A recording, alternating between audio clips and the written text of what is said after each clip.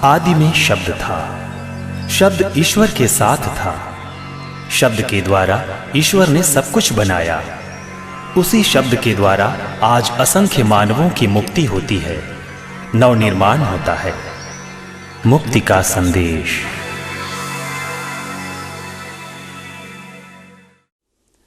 मेरे प्रिय मित्रों, बार बार इस कार्यक्रम के द्वारा आपको प्रभु के वचनों को सुनने का मौका मिल रहा है, और जितना हम प्रभु के वचनों को सुनते हैं, हमें प्रभु के मार्ग और प्रभु के विचार प्राप्त होते हैं।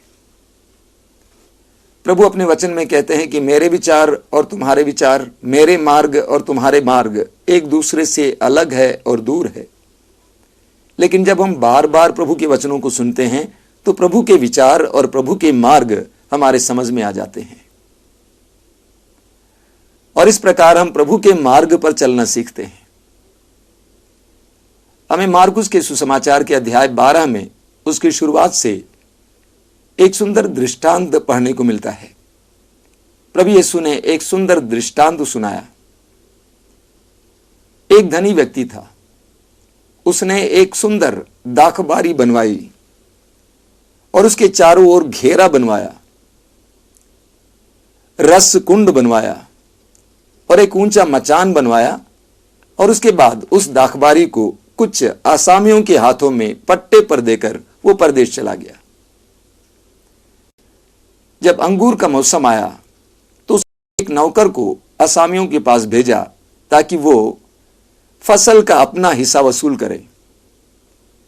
लेकिन दृष्टांत में हम पढ़ते हैं कि उन आसामियों ने उस नौकर को मारा पीटा और खाली हाथ वापस किया।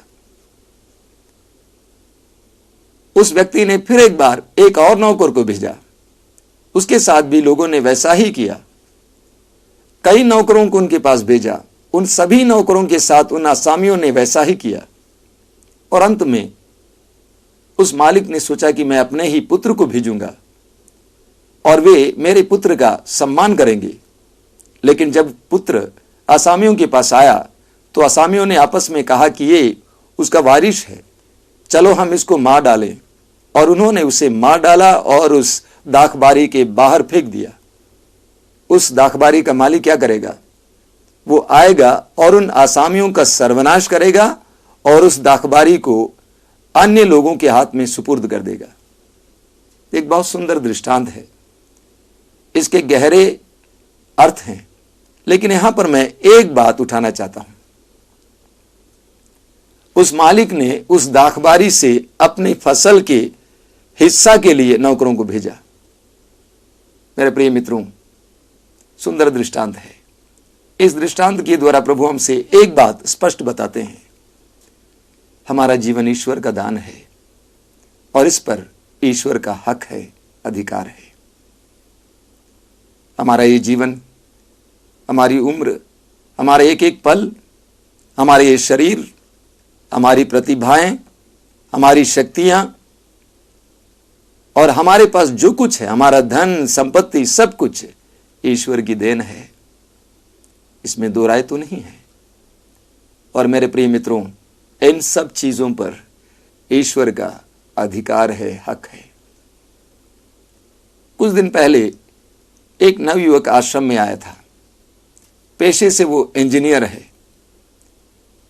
और उसे अपने प्रदेश में, अपने राज्य में इंजीनियरिंग में फर्स्ट रैंक मिला था, और उसे कई अच्छी अच्छी नौकरियां मिली थी, लेकिन उन कार्यों को करने के लिए उसके अंदर क्षमता की कमी थी।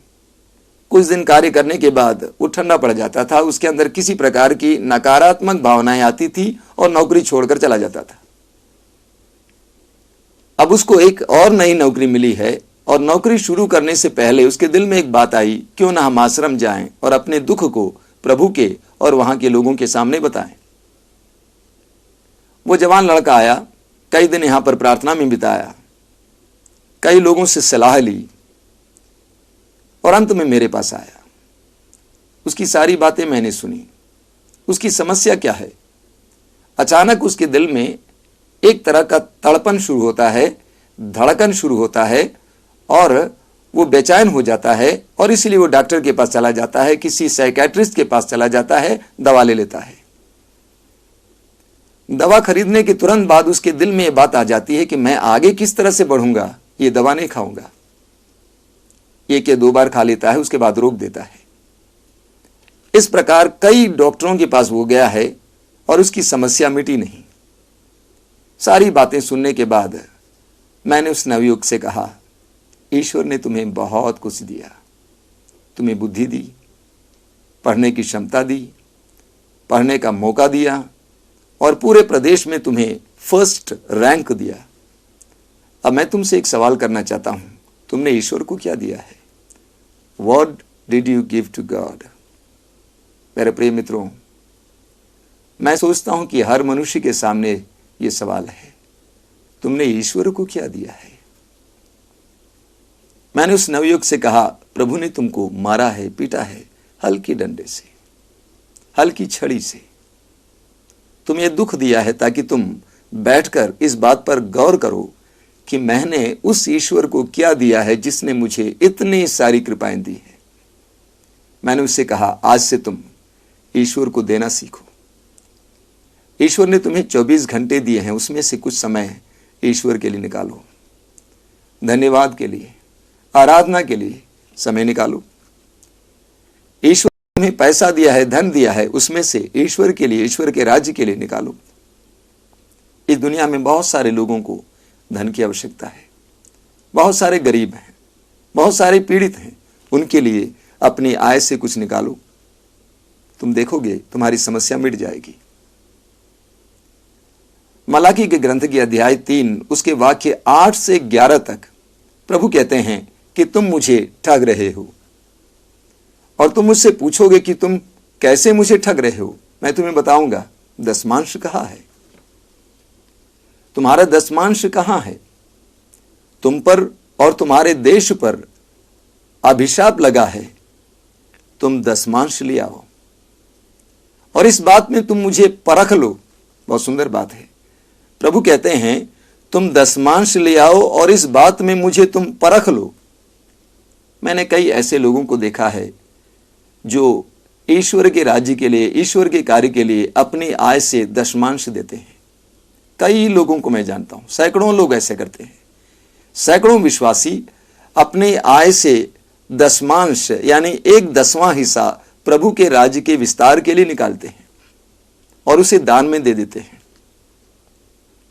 कुछ दिन पहले मुझे एक नारी के बारे में पढ़ने को मिला। बिहार में एक छोटे से कस्बे के पास वो कोयला बेचती थी, टोकरियों में कोयला बेचती थी।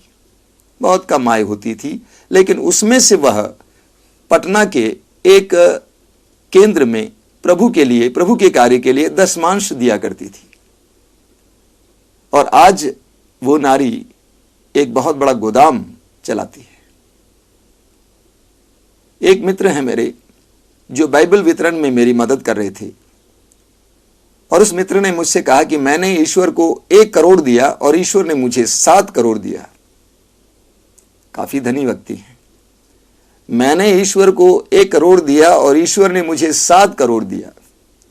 प्रवक्ता ग्रंथ के अध्याय 35 उसके वाक्य 13 में प्रभु का वचन कहता है, प्रभु प्रतिदान करता है, प्रभु प्रतिदान करता है, वह तुम्हें 7 गुना लौटाएगा। कितना सच है। करीब 8 महीना पहले एक बहन हमारे आश्रम में बड़े शनिवार को आई थी। हर महीने के बड़े शनिवार अर्थात सेकंड सैटरडे को, दूसरे शनिवार को आश्रम में बहुत बड़ी संख्या में लोग सत्संग में भाग लेने के लिए आते हैं। वो बहन अपने पुत्र को भी ले आई थी।